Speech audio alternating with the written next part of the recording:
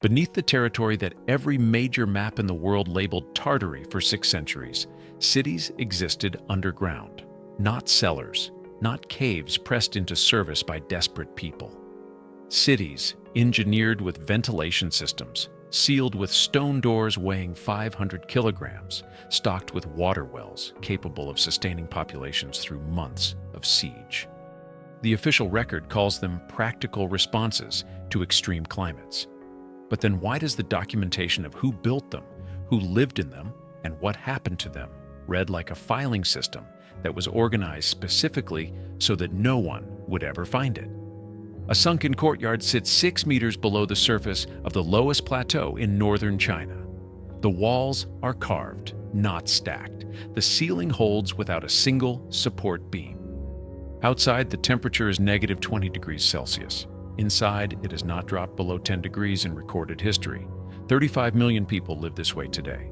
The record describing this calls it a logical outcome. It does not name the engineers. Further west, in Cappadocia, a city descends 85 meters through 18 levels of volcanic tuff. It has a drainage system, a church, rolling stone doors operable only from the inside. The record calls it a temporary shelter. That word, temporary, will follow us through everything that comes next. Why did a formally planned urban center covering 140 hectares exist on territory the history books describe as nomadic steppe? Why did the Qing Empire seal its own homeland in 1740 and forbid anyone from entering for 150 years? And what happened to the 300,000 people who left Crimea before 1800? Not in a flood, not in a battle, but under administrative pressure so sustained it continued for 2 more centuries after they were gone. Let's go back to where the threads first showed themselves. The lowest plateau, northern China, and a map that called everything beyond it by a name designed to be forgotten. For 6 centuries, a single label covered approximately 1/5 of the Earth's land surface on every major European map. The word was Tartary. Sometimes it appeared as Great Tartary. Sometimes it was subdivided, Russian Tartary, Chinese Tartary, Independent Tartary, as if precision of label could substitute for precision of knowledge. The territory stretched from the Caspian Sea and the Ural Mountains east to the Pacific Ocean. It contained millions of people, dozens of distinct ethnic groups, ancient trade routes, and cities that had been standing for generations before the first European cartographer put a name to them. The label told you nothing about any of that. The scholarly literature on this cartographic tradition offers a specific term for what these labels were. It calls them cognitive placeholders. The Western mind, encountering territory it could not yet systematize, required a container for the unknown. Tartary was that container. The explanation is presented as neutral, provisional, a reasonable tool of pre-scientific geography. We're told the term was simply what geographers wrote when they lacked better data. The word itself was not neutral. __quote_6__. The original ethnonym for a specific Turkic-speaking confederation was deliberately modified. A single letter was added. ___. Quote _7 __ became __quote_8 __. This modification was not a transcription error. It was a conflation with __quote_9 __. The abyss of torment in Greek mythology. European cartographers labeled 1/5 of the Earth's surface as an infernal frontier before they had mapped a single river within it. That is not a cognitive placeholder. That is a political act wearing the costume of cartography. The replacement of Tartary with precise administrative names followed imperial conquest with a consistency that deserves examination. Great Tartary became Siberia as Russia established Tobolsk in 1587 and Omsk in 1716. Chinese Tartary became Manchuria following detailed surveys conducted by Catholic missionary expeditions working in service of the Qing court.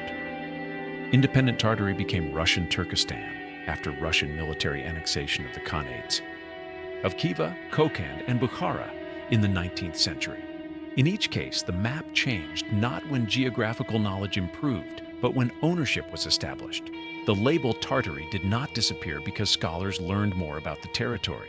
It disappeared because empires needed the territory to have a legible, administrable, taxable name, and the populations within it to have a legible, administrable, taxable identity. The historical literature calls this process scientific refinement rather than historical erasure. Refinement improves accuracy.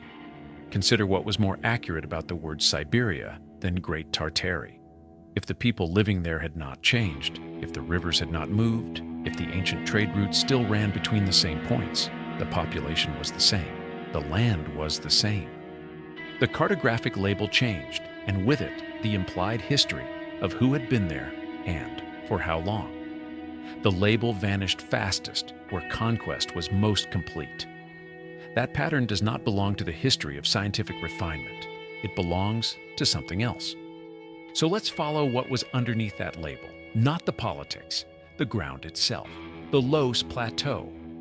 Where 35 million people are still living inside the architecture, the record calls primitive. The temperature outside is -20 degrees Celsius. Step through an entrance carved into the cliff face, and within 3 meters, the air changes. By the time you reach the main chamber, excavated horizontally into the earth, the ceiling vaulted to distribute load without a single support beam.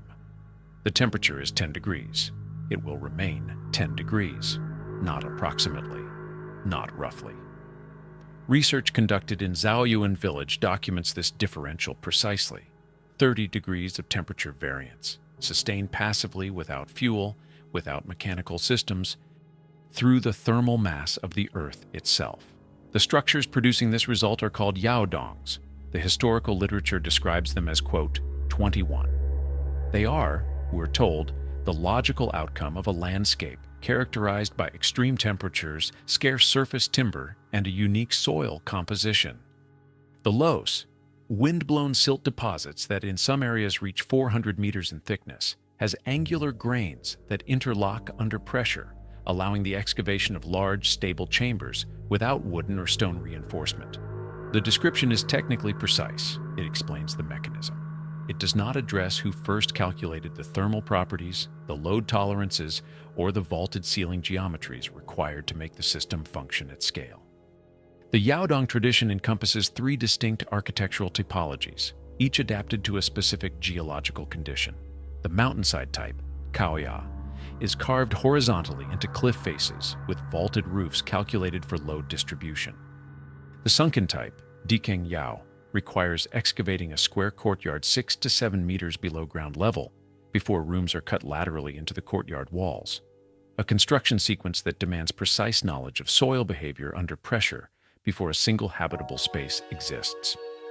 The freestanding type, Nigu Yao, uses vaulted brick or stone structures covered with thick layers of earth, effectively constructing the thermal mass artificially where soil conditions do not permit direct excavation. 3 distinct engineering solutions to the same problem. A complete architectural system, not a collection of survival improvisations. 35 million people live in Yaodongs today, not in preserved examples, not in heritage demonstrations. As their primary residences in the provinces of Shanxi, Henan, and Gansu, the northern Chinese territory that sat, for 6 centuries, inside the European cartographic category called cognitive placeholder. The largest population of subterranean urban dwellers on Earth occupies territory the maps could not name. The architecture that sustained this population for millennia was called primitive. The people who refined it into a 3-typology engineering system were called nomads. Both labels originate in the same tradition that needed this territory to appear empty, underdeveloped, and available. The 10-degree interior temperature is the detail the official description cannot explain away and does not try to explain at all. It simply names the result. And a 30-degree passive thermal differential, and files it under logical outcome. The logic it refers to is environmental. The engineering required to achieve it is not mentioned. Logical outcome. We will encounter this phrase again, in different territories, applied to different structures, always in the same direction. Now let's leave the plateau. Let's see what the same architectural tradition produced when the threat was not cold, but invasion, when what needed to be underground was not warmth, but an entire functioning civilization. Cappadocia, central Anatolia, a city that descends 85 meters into the earth and was built, the record tells us, for temporary use. The entrance is unremarkable, an opening in the volcanic tuff, narrow enough to require single-file entry. Follow it down and the space expands. The first level contains stables and storage positioned at the uppermost point of the structure, not for convenience, but to minimize the thermal and olfactory signature detectable from the surface. Below the stables, living quarters. Below those, a church. Throughout, ventilation shafts are rising to the surface at intervals calculated to draw fresh air to depths that should be unbreathable. Continue descending, 18 levels. 85 meters below the point where you entered. At the lowest occupied levels, water wells, storage sufficient for months, a population that could cease all contact with the surface world and continue to function. The record is consistent on what Derinkuyu was. It calls the city a defensive refuge, specifically a temporary shelter used during periods of invasion and religious persecution, the Arab-Byzantine wars between the 8th and 12th centuries. The word temporary appears without qualification in the literature. What the literature requires you to accept alongside that word, that a temporary shelter was engineered to 18 levels of vertical depth, equipped throughout with a drainage system, furnished with water wells, designed with ventilation shafts requiring geometric precision, and sealed at multiple points with rolling stone doors. Those doors, each one is an andesite disc, a specific volcanic stone selected for its density and workability, weighing up to 500 kilograms. They do not lock in the conventional sense. They are rolling seals. Engineered to move laterally across a tunnel entrance along a purpose-built track and channel system. They operate exclusively from the interior side.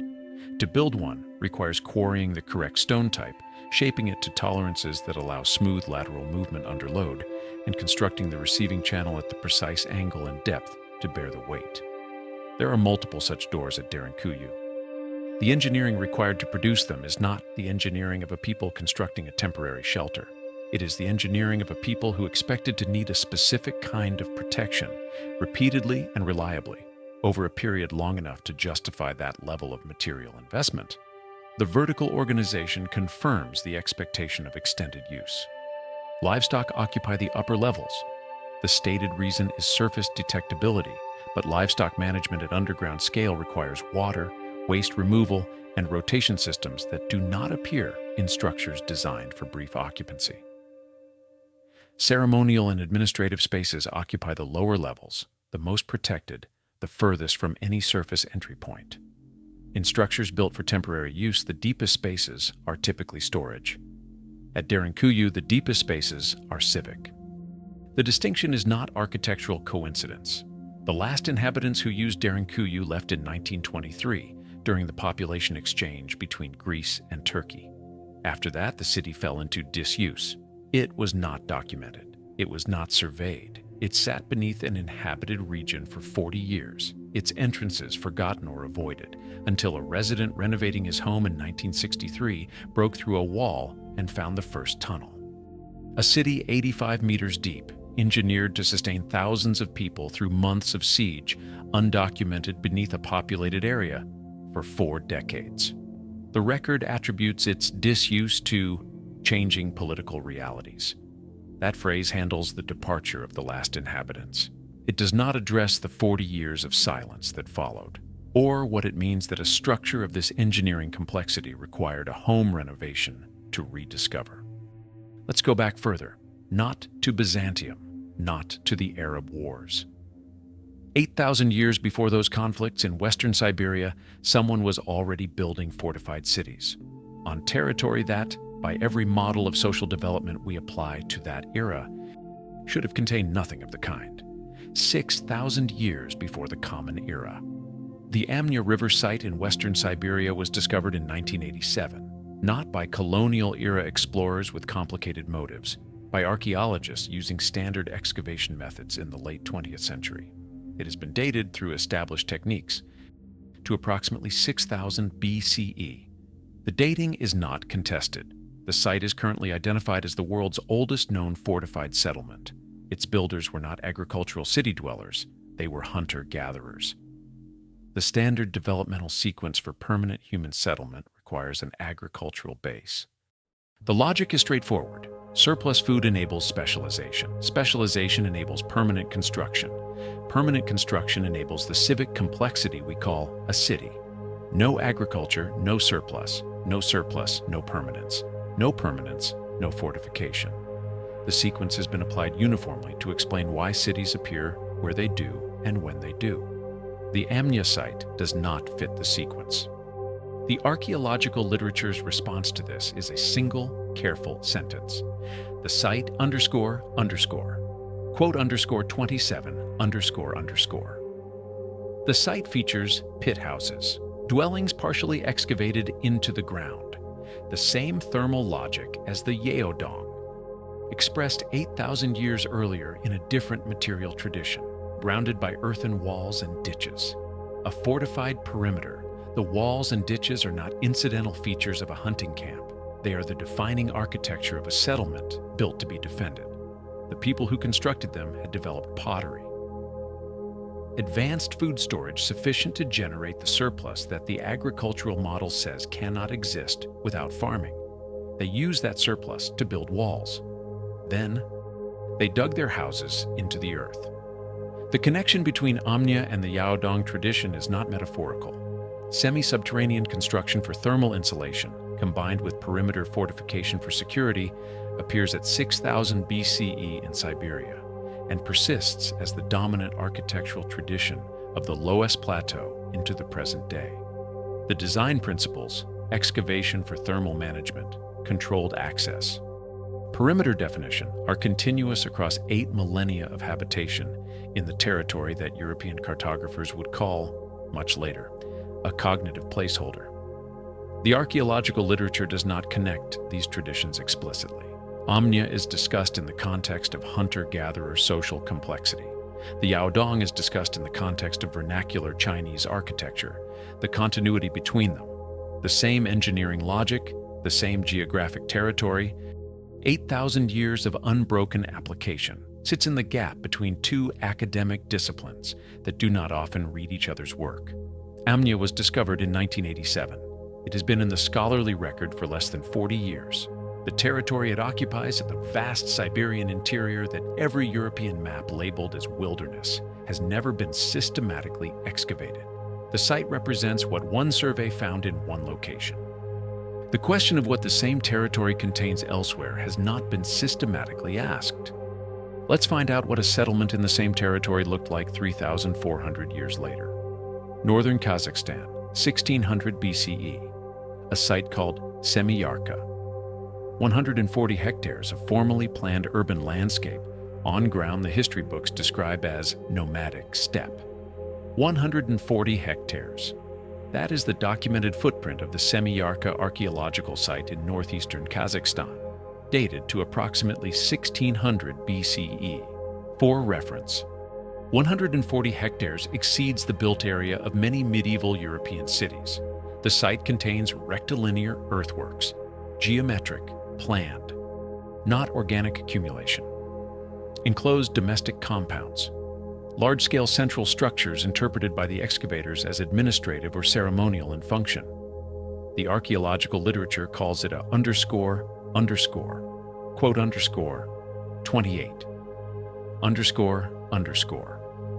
The same historical tradition that produced this description characterizes the territory it occupies as nomadic steppe, a region where populations moved continuously, built nothing permanent, and left behind no cities.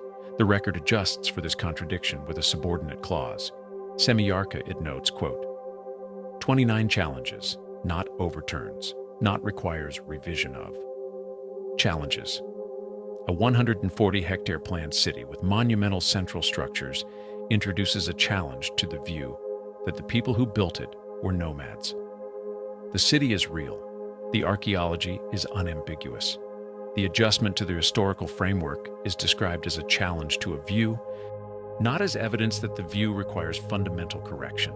The excavation produced clusters of slag crucibles and tin bronze artifacts. Tin bronze requires two specific metals, copper and tin, from geographically separate sources, combined at precise temperatures and cast with controlled technique. The Altai Mountains, the documented mineral source for Semiyarka's metallurgical production, lie at a distance requiring organized long-distance logistics. The site was not a local craft operation. The archaeological literature calls it a major node in the Eurasian exchange networks for tin bronze production in the second millennium BCE. A major node with 140 hectares of planned urban infrastructure on nomadic steppe. The people who built Semiyarka understood mountain geology, ore extraction, alloy chemistry, casting technique, and the logistics of continental trade. None of these capabilities are consistent with purely nomadic organization.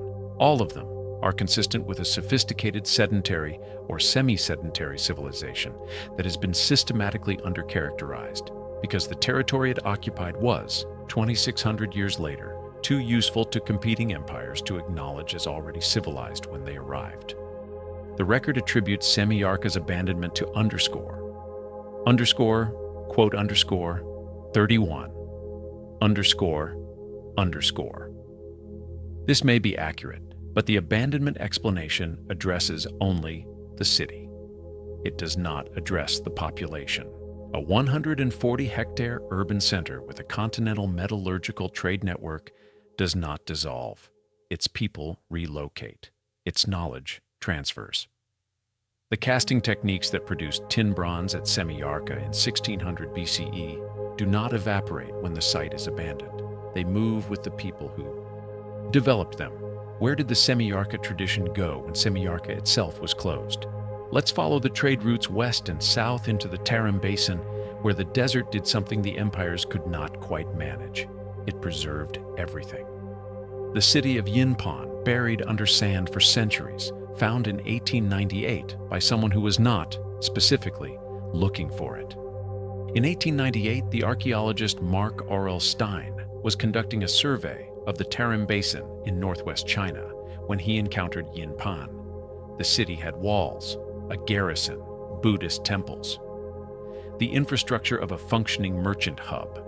It had not been destroyed. It had not been looted. It had been buried gradually over centuries by drifting sand as the water sources that sustained it contracted and the trade routes feeding it were officially closed. The historical record had not registered its absence. It had simply stopped mentioning the city, and the desert completed the process. The mechanism of Yinpan's burial is documented. The Little Ice Age, beginning approximately in the 14th century, altered the hydrology of the Tarim Basin in a specific sequence. Cooling temperatures initially increased meltwater runoff from the surrounding mountain ranges, temporarily augmenting the rivers. Then, as the cooling deepened, the snowpack diminished.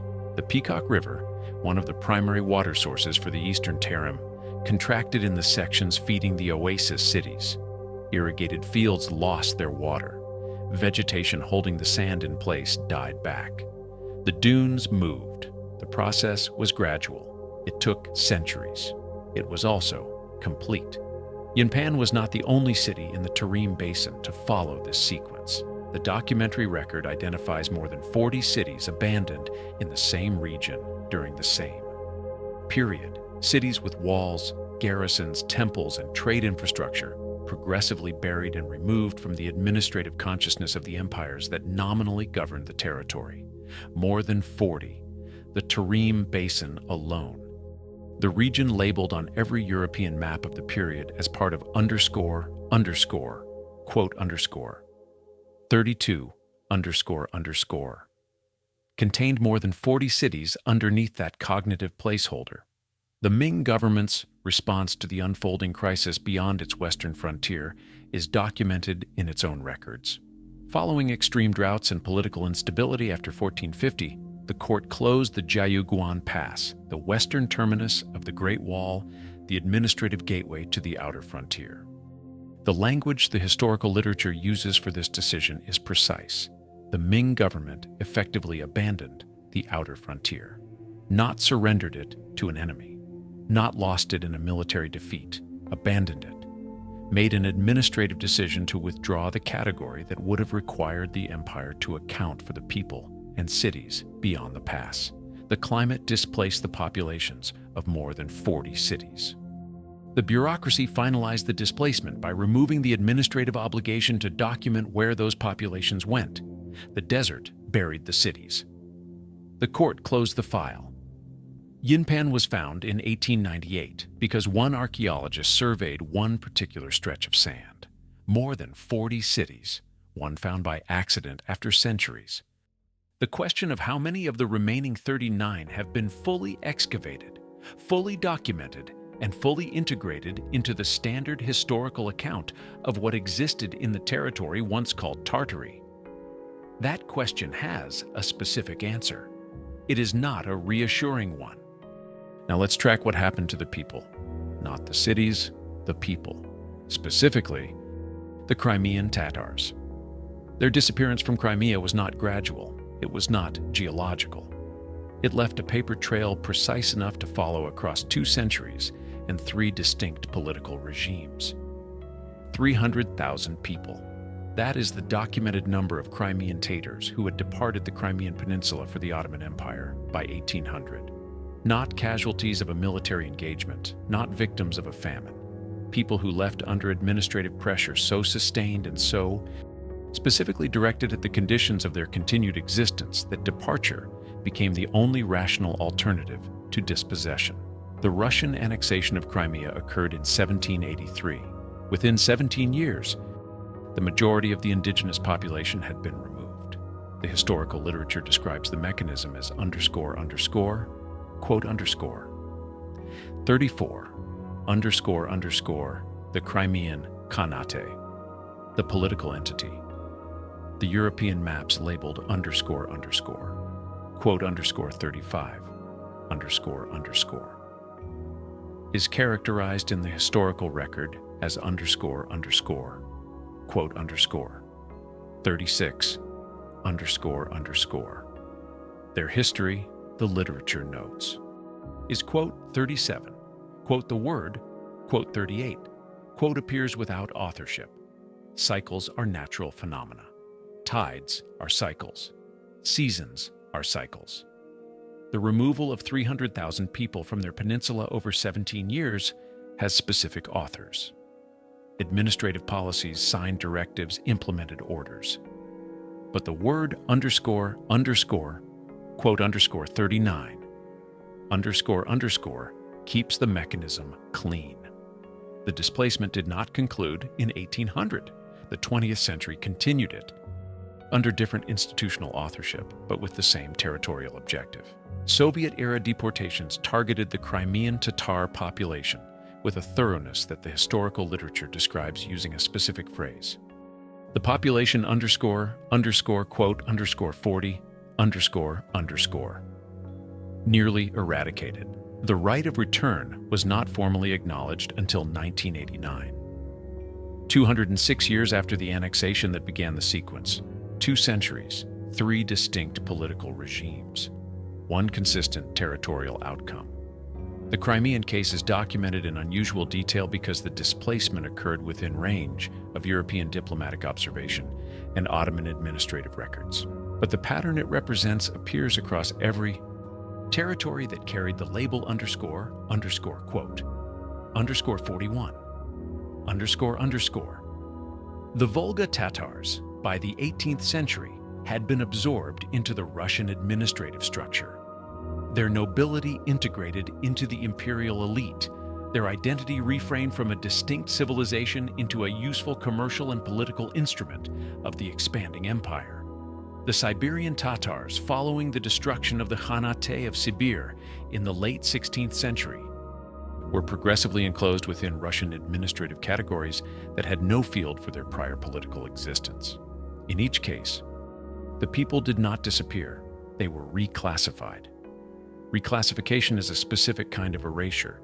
It leaves the body in place while removing the historical identity. The Crimean Tatars of 1783 were not killed. They were pressured into departure. The Volga Tatars were not eliminated. They were absorbed. The Siberian Tatars were not destroyed. They were enclosed within a record-keeping system that described them as pre-modern rural population rather than as the inheritors of a political civilization with a specific prior history. Each process produced the same cartographic result. A territory that had carried the name of its inhabitants now carried a different name, administered by a different power, and described in a history that began with the arrival of that power. What do you call a history that removes its subjects from the record while leaving their descendants in place? Let's see what happens when the erasure is not of a people, but of a language.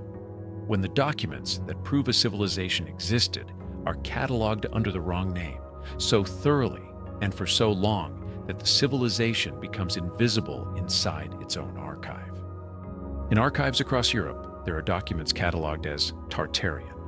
They appear in collections assembled by scholars investigating the mystery of the vanished empire. Some are dictionaries, others are administrative correspondence, others are records of governance from what appears based on their content to be a complex, literate, bureaucratically sophisticated civilization. Researchers have cited them as evidence of a lost Tartarian culture, proof that something large and organized once existed in the territory, the maps labeled as a cognitive placeholder. The documents are genuine. The civilization that produced them is real. It is not, however, Tartarian. Following the Manchu conquest of China and the establishment of the Qing dynasty in the 17th century, European writers adopted a consistent classification habit. They called the Manchu people Tartars and their territories Tartary. The historical literature is explicit on this. European writers often used Tartar as a generic term for the ruling elite of the East. The practice was not, in most instances, deliberately deceptive. It was the application of the available placeholder to a civilization the European framework had not yet categorized with precision. Manchu language documents, Manchu administrative records, Manchu cultural artifacts, all were filed under the generic label. Tartarian became the archive's default category for everything Northeast Asian that did not fit an existing European classification. The result is a specific kind of archival damage.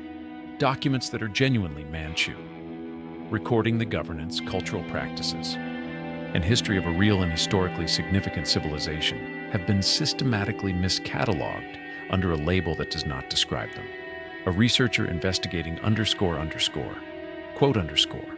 _47_47_evidence finds Manchu documents and interprets them as proof of a mystery. A researcher investigating Manchu history finds it fragmented across collections labeled with a different civilization's name. Two separate scholarly traditions are working from the same primary sources and reaching opposite conclusions, because neither tradition began by establishing what language the documents were actually written in. The Manchu people were not a minor group misfiled by careless archivists. They were the ruling dynasty of China for over 250 years. The Qing Empire at its height administered the largest territorial state in Chinese history and governed a population that grew from 125 million to 400 million people in 150 years. The archive of this civilization is voluminous. Its administrative traditions were sophisticated enough to manage that demographic expansion across a territory spanning multiple climate zones and dozens of distinct ethnic groups. That archive has been sitting in part in European collections under the wrong name, labeled as evidence of an enigma rather than as the record of a known if insufficiently studied history. The mislabeling was eventually identified. The correction process, reassigning documents from Tartarian to Manchu, from unknown origin to identified provenance, is ongoing. But correction is not neutral. Every act of reclassification makes a decision about what gets explained and what gets quietly filed alongside the explanation. The documents that were genuinely Manchu are being correctly identified.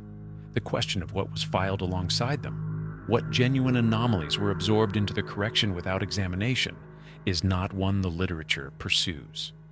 Now let's track the same impulse toward sealing, not in the archive, but in the territory itself. 1740. The Qing imperial court issues a decree about Manchuria, the dynasty's own homeland, that has nothing to do with cartographic refinement and everything to do with what an empire chooses to keep inaccessible. In 1740, the Qing imperial court reversed its own migration policy. In the years following the Manchu conquest of China, Han Chinese migration into Manchuria had been permitted and at times encouraged as a practical measure to repopulate territories disrupted by the military campaigns of the conquest period. By 1740, the court had decided differently. A decree was issued forbidding further Han migration into Manchuria. The border was closed. Movement into the dynasty's homeland was prohibited to the empire's own majority population. The stated justification: Manchuria was to be preserved as a cultural and military reservoir for the Manchu elite. The historical literature treats this as a coherent policy of cultural self-preservation. A ruling ethnic minority governing the world's most populous country had structural reasons to maintain a territorial refuge, a place where Manchu identity, military tradition, and cultural continuity could be protected from demographic dilution by the Han majority they governed.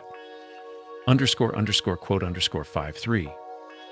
__ is the phrase the literature uses. It is not a misleading characterization. The policy had institutional logic. Empires that conquer populations larger than themselves develop specific anxieties about absorption. Consider what the decree produced in practice. Manchuria, the historical homeland of the dynasty ruling China, became, for over a century, a territory that the empire's own administrators could not freely enter, that the empire's own subjects could not legally settle, and that the empire's own cartographers continued to label Chinese Tartary on documents distributed to foreign governments. A sealed territory at the center of the world's largest empire, preserved by imperial decree, inaccessible to the 350 million people that empire governed. The seal held for 150 years. It was not lifted until the late 19th century, when Russian expansion from the north and internal demographic pressure from the south made the exclusion no longer sustainable. By then, the Manchu language was in measurable decline, spoken primarily by elderly population and by court officials for whom it had become a ceremonial marker rather than a living cultural medium. The reservoir had not preserved its contents. The border, the decree, the administrative category, all had been maintained. The cultural substance they were meant to protect had contracted from within. What the seal actually preserved for 150 years was Manchu secrecy, not Manchu identity. The identity eroded, the inaccessibility remained. 150 years of closed borders over a territory at the historical center of a dynasty governing 400 million people. The question the literature does not pursue is a straightforward one. What was in Manchuria that required a century and a half of imperial exclusion? And when the seal was finally lifted and Han settlement began, and the Qing court's attention turned elsewhere, what had been allowed to decay in the absence of anyone authorized to document it? Let's see what the Russian Empire was building in the same decades, in the territories to the west. Not a decree, a physical line. Forts stretching from the Ural Mountains to the Caspian Sea, designed not to hold enemies out, but to determine who counted as a subject and who remained, administratively speaking, outside the record. In the 1730s, the Russian Empire constructed a line of fortifications between the Ural Mountains and the Caspian Sea. Its documented purpose: to pacify the Bashkir and Nogai populations, to terminate raiding, control movement across the steppe, and extend administrative order into the frontier. The Orenburg Line was not built against a foreign military power. Russia faced no serious conventional military threat from the steppe nomads it was enclosing. The line was a boundary between two administrative categories: territory that was taxed, conscripted, surveyed, and recorded, and territory that remained outside those systems. The historical literature describes the Russian expansion into, quote, 55, quote, as, quote, 56. Quote, the language is procedural. Fortified lines were established. Administrative districts were created. The Khanate of Sibir was destroyed in the late 16th century. Tobolsk was founded in 1587, Omsk in 1716, the Orenburg Line in the 1730s. The process reads as sequential, rational, and impersonal.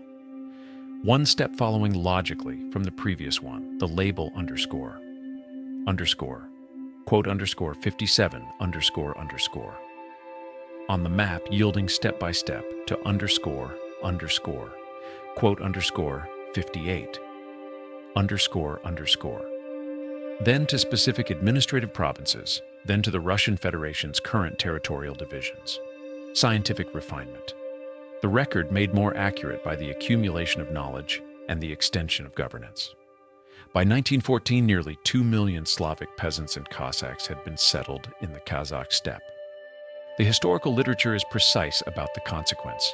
This influx disrupted traditional migratory routes and forced nomads to become settled farmers or face impoverishment.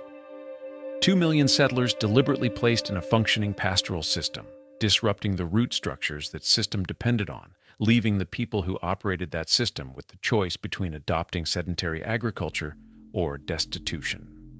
The nomads who chose survival and became settled farmers did not disappear. They became administratively legible, enumerable, taxable, conscriptable. In the process, the civilization they had maintained across millennia of refined pastoral knowledge became, in the imperial record, pre-modern rural population. The label changed, the people remained. Their history was reclassified as prehistory. The same mechanism operated in the Khanates of Khiva, Kokand, and Bukhara, annexed by Russia in the 19th century, and reorganized as Russian Turkestan. The majority population was Turkic-speaking, linguistically and culturally continuous with the people who had inhabited the territory labeled Independent Tartary on maps 2 centuries earlier. After annexation, they were no longer inhabitants of Tartary. They were subjects of a Russian administrative district. The geography had not changed. The people had not changed. The record had changed, and with it the implied antiquity of Russian presence and the implied recency of Turkic civilization in the same territory. The historical literature uses a specific phrase for what the Orenburg Line and the subsequent settlement programs produced in human terms. It calls it the administrative settling of nomadic groups, and includes notably quotation marks around the word settling. The quotation marks are the document's own. They acknowledge, without elaborating, that the word requires qualification. You settle a dispute. You settle an account. The Kazakh nomads were not settled. They were enclosed within a record-keeping system that reclassified their prior existence as the absence of civilization, rather than as a different form of it. The Orenburg Line, the 1740 decree, the closure of Jiyuguan Pass, the cartographic retirement of quote underscore 65 underscore. These are 4 distinct mechanisms from 4 distinct institutional authorities, producing the same directional outcome: the progressive removal of a territory and its populations from one historical category and their placement into another. The new categories are all legible, administrable, and compatible with the imperial records that created them. The old categories and everything documented within them required translation first, and in the translation, things were lost. Let's now examine the physical record those processes left behind. Chicago, the 1850s. Seattle, 1889. Cities where the evidence of what was raised and what was buried has been hiding in plain sight, misread by everyone examining it, and correctly explained in ways that raise a different question entirely. In 1860, on a single block of Lake Street in Chicago, 600 men operating thousands of jackscrews raised a masonry structure weighing approximately 35,000 tons by nearly 5 feet, over 5 days, while the businesses inside continued to operate. This was not an exceptional event in Chicago during the 1850s and 60s. It was the method. The city had been built on a marsh standing 4 feet above the level of Lake Michigan. The drainage was catastrophically inadequate. Cholera outbreaks, contaminated water, streets that flooded with effluent after rain. Engineer Ellis Chesbrough designed a citywide solution, raised the entire grade by several feet to allow a gravity-fed sewage system to function. The jackscrews were how you moved a city that had already been built. The historical record on this is thorough. Buildings that were not raised had their original ground floors converted to basements. Old wooden structures were placed on rollers and moved to the city's outskirts. New masonry construction went up at the new grade level. In Seattle, after the Great Fire of 1889 destroyed most of the existing downtown, the city made a deliberate decision to raise the street level a full story before rebuilding.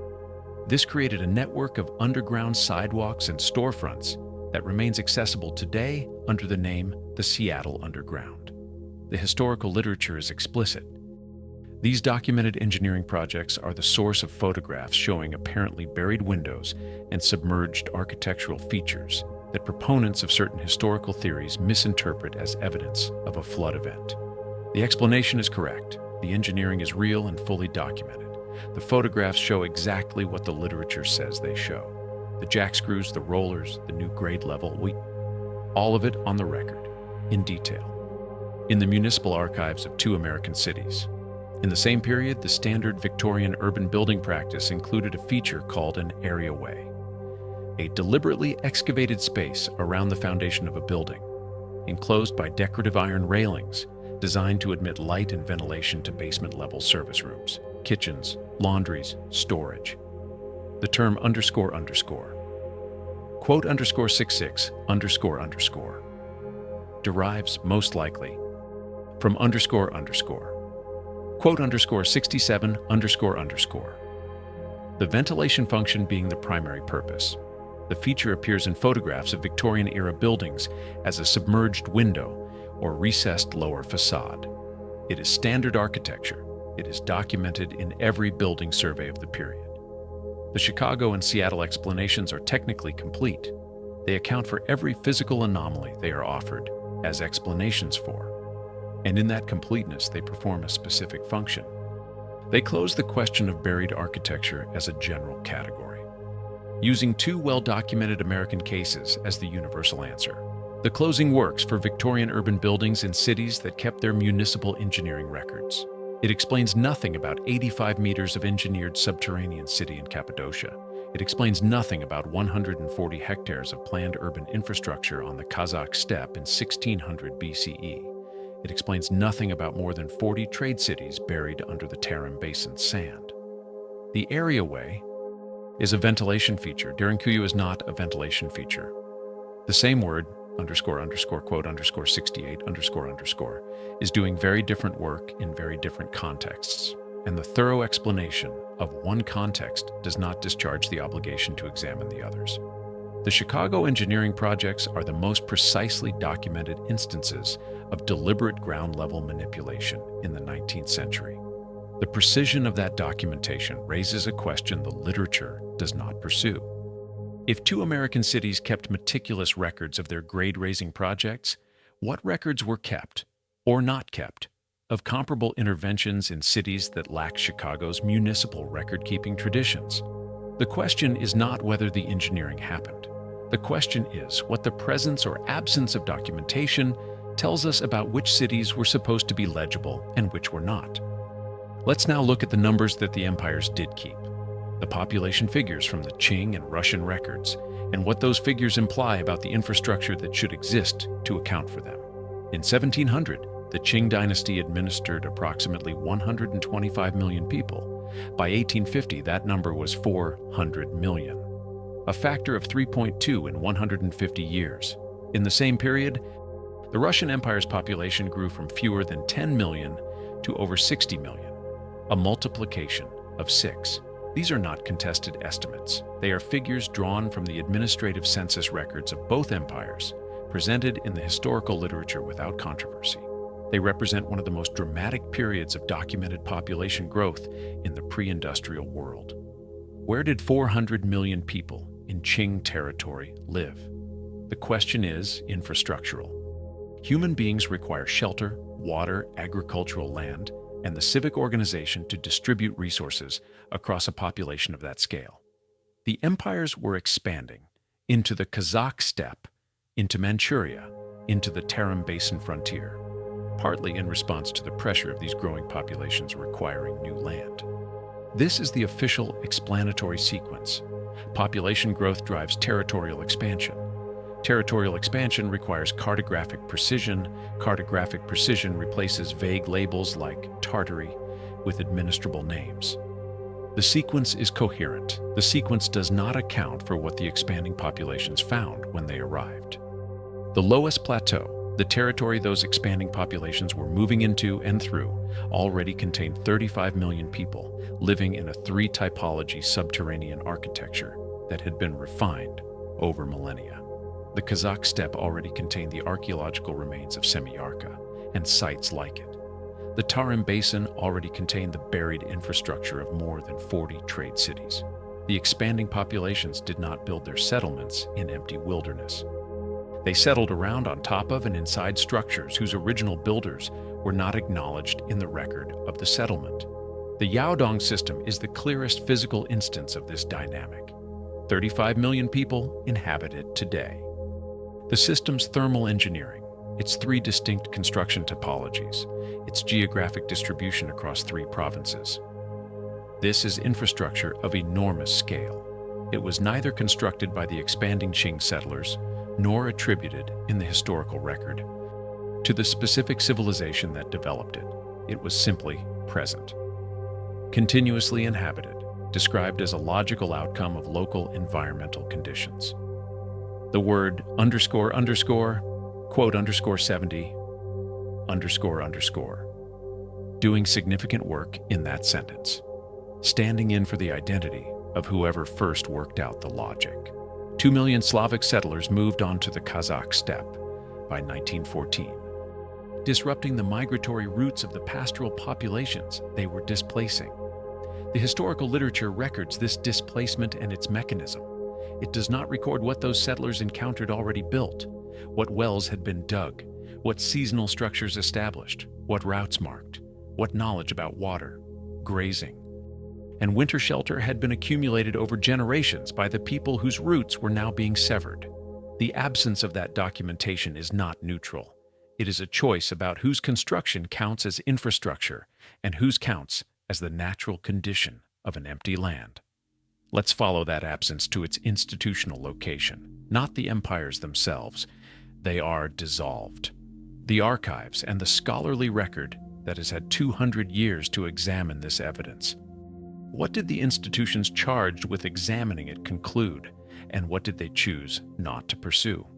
The scholarly literature on the history of Inner Eurasia is not thin. It is fragmented, divided among the disciplines of archaeology, history, linguistics, and geography in ways that make the full pattern of the evidence available only to someone reading across all of them simultaneously. This is not stated in the literature. It is demonstrated by the literature's own structure. Consider what the historical record acknowledges in the aggregate. The world's oldest known fortified settlement exists in Siberia and was discovered in 1987, less than 40 years ago.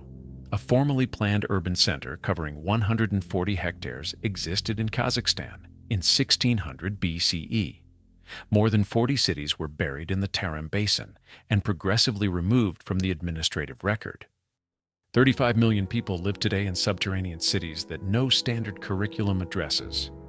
An entire dynasty's archive was miscatalogued under the wrong civilizational label for centuries. An empire sealed its own homeland for 150 years.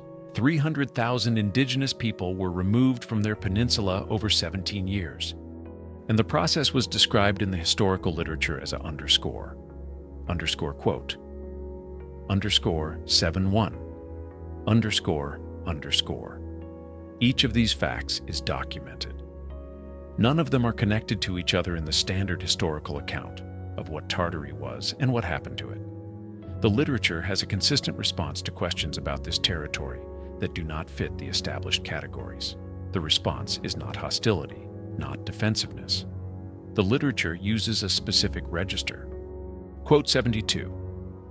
The phrase appears when the anomalies accumulate past a certain threshold. It is not wrong precisely. It reflects a genuine methodological standard. Alternative explanations do require evidence. The phrase becomes interesting when it is applied to questions that are not asking for alternative explanations, that are simply asking for more complete ones. The Amnya site has been in the archaeological record since 1987.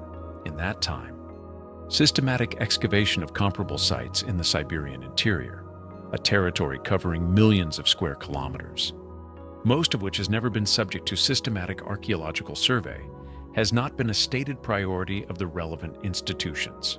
The possibility that Amnya represents one data point in a much denser pattern of early fortified settlement in Siberia has not driven a coordinated research program. The discovery was noted, it was classified, it was filed.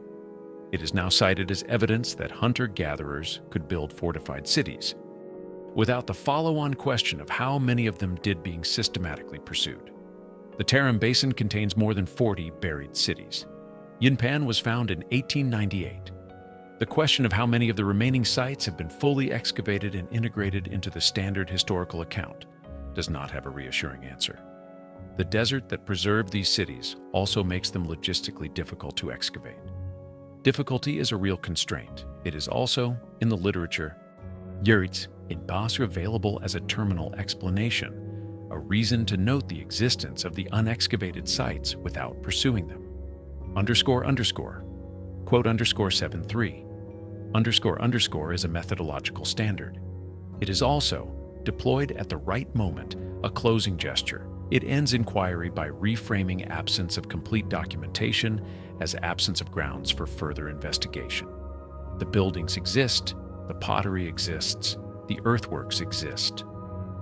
The administrative records of the displacement exist. The evidence that something large, complex, and continuous existed in the territory called Tartary, and that the record of it was progressively reorganized by the empires that absorbed it, is present in the literature itself, distributed across disciplines that rarely convene to examine it as a whole. What we're examining here is not a conspiracy. It is something more ordinary, and in some ways, more durable. It is the accumulated effect of institutional choices about what questions are worth asking, made by archives, universities, and editorial boards that were themselves products of the same imperial traditions that reorganized the record in the first place. What would change if those questions were asked in the same room, at the same time, by people authorized to connect the answers? The evidence that survives today is not hidden. It is accessible, documented, and in some cases, open to visitors.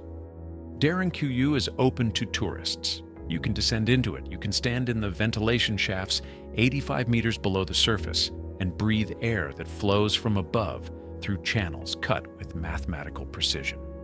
The city that was called a temporary shelter is now a tourist destination.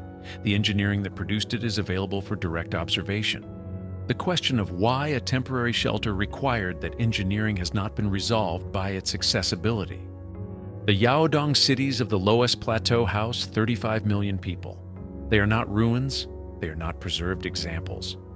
They are functioning residences in Shanxi, Henan, and Gansu provinces, occupied continuously, maintained by the families living in them, refined by each generation that inherits them. The thermal differential, 30 degrees, sustained without mechanical assistance, is reproducible in any of them on any day the temperature drops below freezing outside. The achievement is available for measurement. It remains classified in the literature as a logical outcome. The Semyarka site in northeastern Kazakhstan is still being excavated. What has been found represents a fraction of what a 140-hectare urban site may contain. The Amnya River fortifications are in the archaeological record and in the landscape of western Siberia. The ruins of Yinpan stand in the Tarim Basin sand. The Crimean Tatars have been exercising their right of return, acknowledged in 1989, for 35 years. Their presence on the peninsula is the living continuation of the history the cycle of displacement attempted to close. What happened to the people who lived in Tartaria's underground cities is not, in most cases, a mystery. The Crimean Tatars were displaced by documented administrative pressure and are still trying to return. The Yaodong dwellers never left. They are there now, in 35 million instances. The populations of the Tarim Basin oasis cities migrated toward stable water sources as the desert advanced. The Manchu elite maintained a sealed homeland for a century and a half before the seal became impossible to sustain. The nomadic populations of the Kazakh steppe were enclosed within an imperial record-keeping system that reclassified their civilization as the absence of civilization. None of them vanished. They were reclassified, displaced, absorbed, and in some cases, nearly eradicated. The distinction between vanishing and being made to disappear from a record is the distinction this investigation has been tracing. The buildings still stand, those that haven't been buried by sand or reorganized by renovation. The people are still there, those that haven't been pressured out or administratively absorbed. The evidence persists across 85 meters of engineered underground city, across 140 hectares of planned urban archaeology, across 6,000 years of subterranean architecture, from Siberia to Cappadocia to the Loess Plateau. What the standard account calls cognitive placeholders held for 6 centuries, some of the most sophisticated built environments in the pre-modern world. What it calls practical responses to extreme climates are still housing 35 million people. What else is in the archive, waiting to be connected? Not because it was hidden, but because the institutions that organized it were never asked to look at all of it at once. And what would change about the history we think we know if they were?